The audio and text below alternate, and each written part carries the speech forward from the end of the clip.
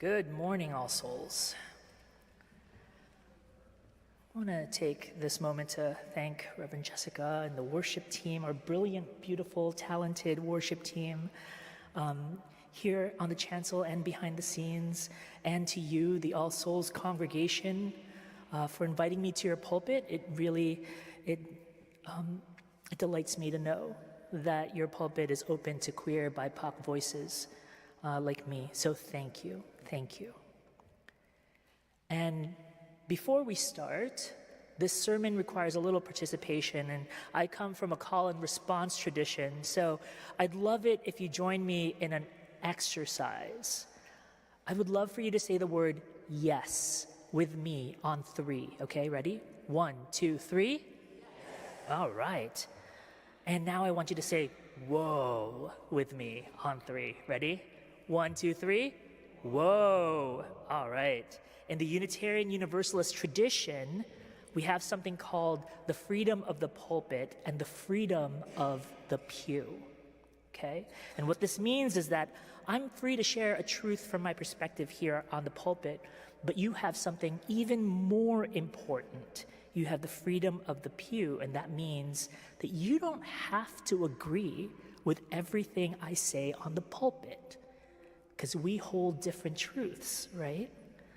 And so if you hear something uplifting today that touches your heart, I'd love it if I heard you say yes. And if you hear something you don't agree with, I'd love to hear you say whoa, right? So let's find each other, and then whoa, I'll look at you, and then we'll find each other at coffee hour and we'll talk about it. How does that sound? Sounds good? Okay. Yes. Our story today is found in the hidden gems of the Christian scriptures, the Bible, right? And our story comes from the Apocrypha. The word Apocrypha comes from the Greek meaning hidden things.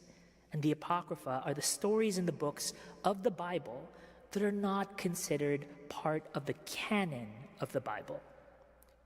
The canon of the Bible are the books and stories that are considered the chronological focus of the Bible.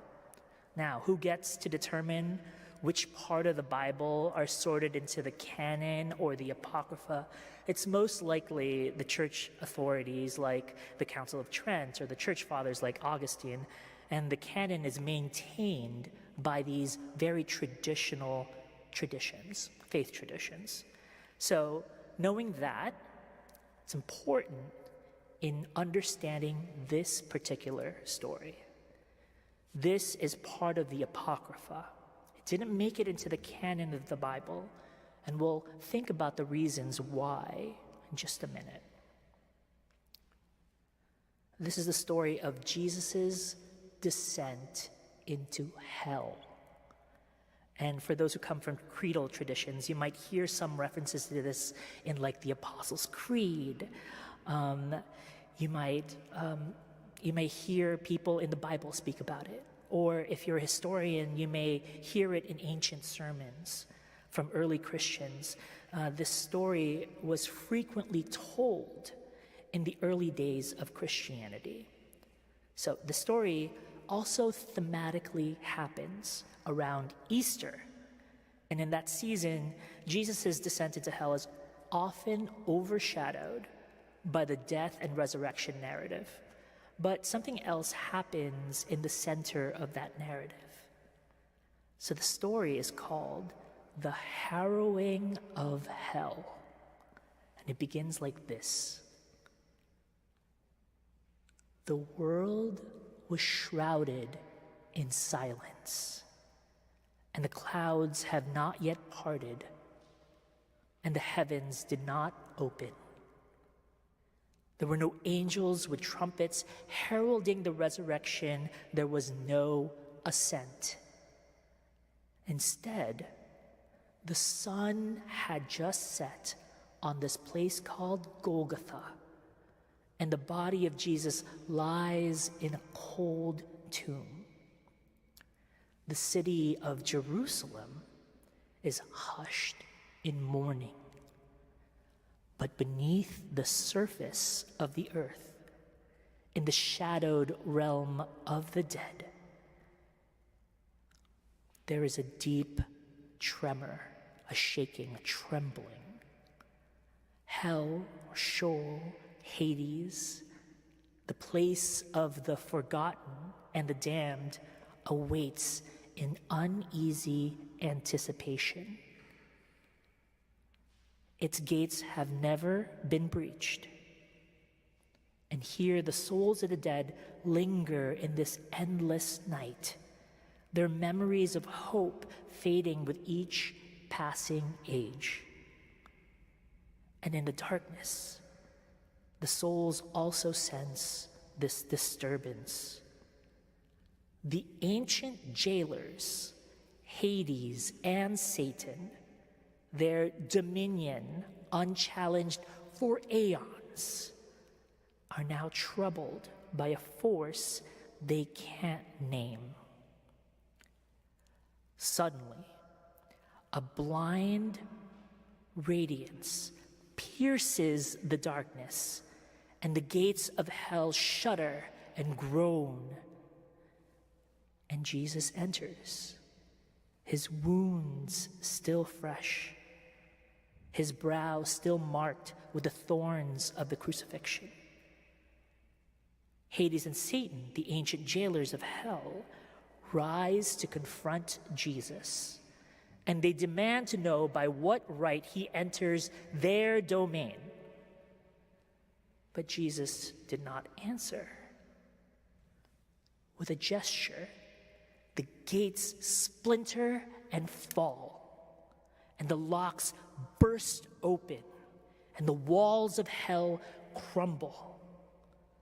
Light floods the caverns, illuminating every corner, every cell, every forgotten soul. This drama intensifies as the souls, long resigned to their faith, are in disbelief. Among them were Adam and Eve, the archetypal parents carrying the weight of original sin.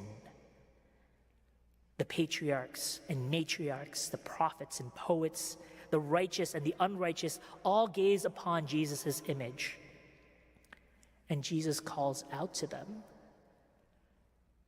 "Today the prison is emptied. Today the captives are set free." Adam and Eve are the first to step forward, and Jesus grasps them by the wrist. This is an ancient iconographic gesture, and lifts them out of the pit. And one by one, the others follow: the prophets, the kings, the outcasts, the forgotten. And their chains fall away, and the darkness recedes. The souls embrace one another, weeping with joy. The boundaries that were once separated the righteous from the unrighteous dissolve. All are welcomed, all are restored. And as the last soul leaves hell, leaves the prison, Jesus turns to the ruins of hell, the gates shattered on the ground, the chains broken, the darkness dispelled. Hell itself is destroyed, emptied, abolished. The very concept of eternal punishment is undone. The word harrowing means to cause an extreme distress, and in this case, it's Jesus who causes the extreme distress of hell, so much so that hell was broken. So there are many, many theological implications to this story, but the most Unitarian Universalist of them are these.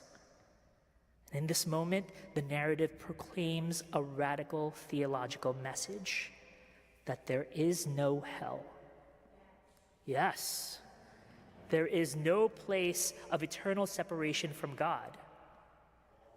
Yes, whoa. The doctrine of original sin is overturned, and the cycle of condemnation is broken.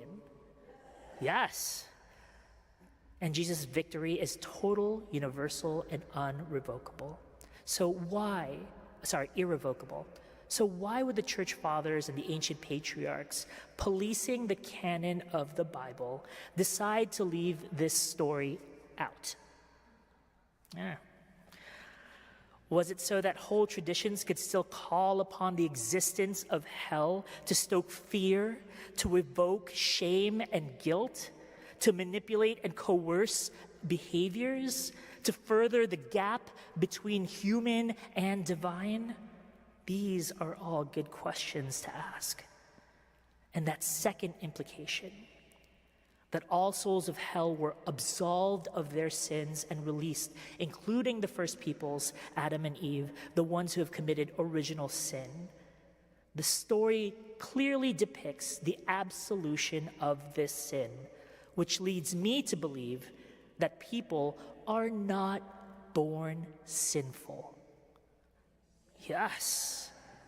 And in the same way our Universalist forebears proclaimed, people are born with their inherent worth and dignity intact. Yes. This story is a liberation story in so many ways.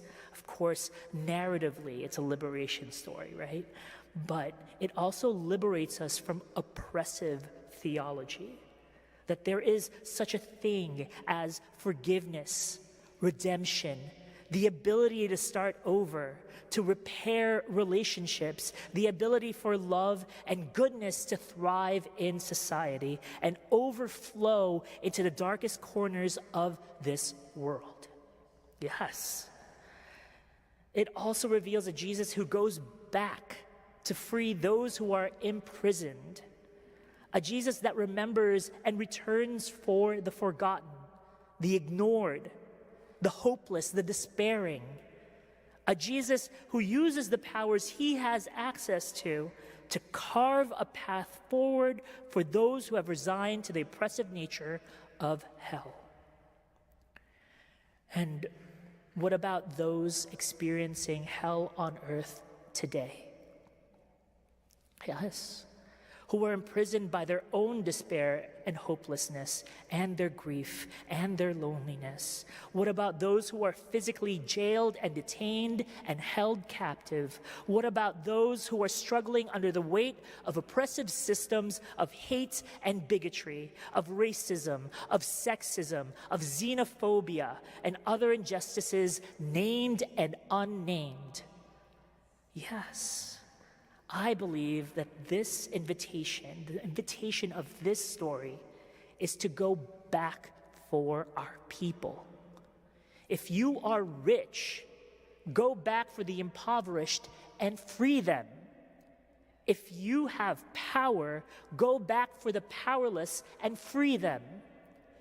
Yes. If you have a voice, a platform, go back for those who cannot speak for themselves.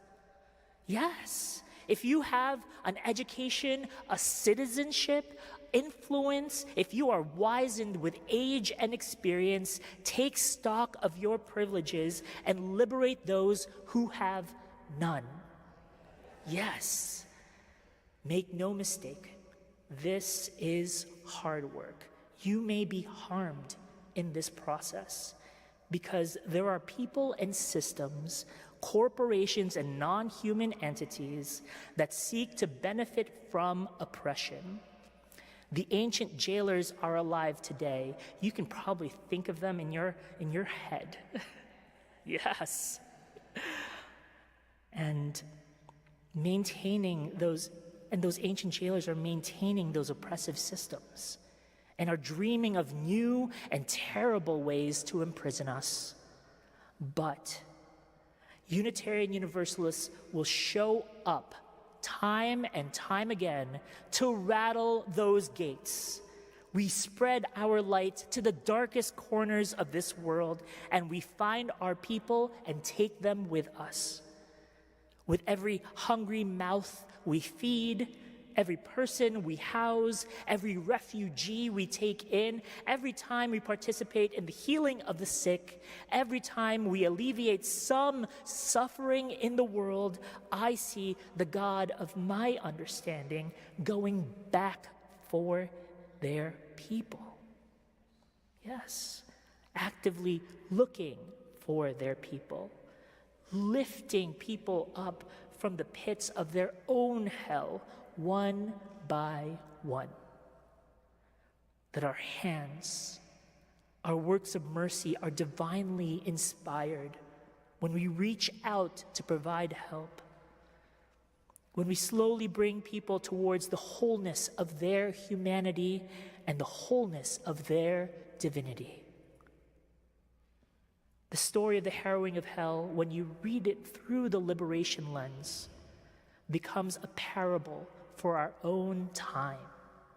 It reminds us that the work of liberation is not yet finished until we are all free. That our own freedom is bound up with the freedom of others, and that the gates of hell, whether it's literal, metaphorical, metaphysical, cannot withstand the power of love, solidarity, and action. And as we come to the end of the sermon this morning, I'm going to close us out with a prayer.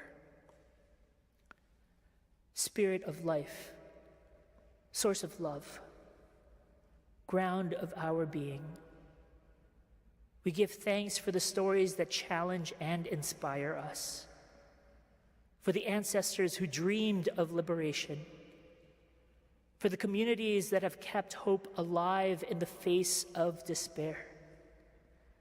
Grant us the courage to go back for those who are still suffering, the wisdom to break open the gates of injustice, the compassion to walk with all who are seeking freedom. May we remember that our destinies are interconnected, that we are not free until we are all free, and that love is stronger than any power that seeks to divide or destroy. May we go forth from this place renewed in our commitment to justice, strengthened by the bonds of community, and filled with the hope that together we can harrow every hell and build the beloved community here on earth. In this spirit, let us continue the work of liberation, knowing that we are not alone, that we are part of a great cloud of witnesses, and that revelation continues, and that this story is not yet finished. Amen, and blessed be.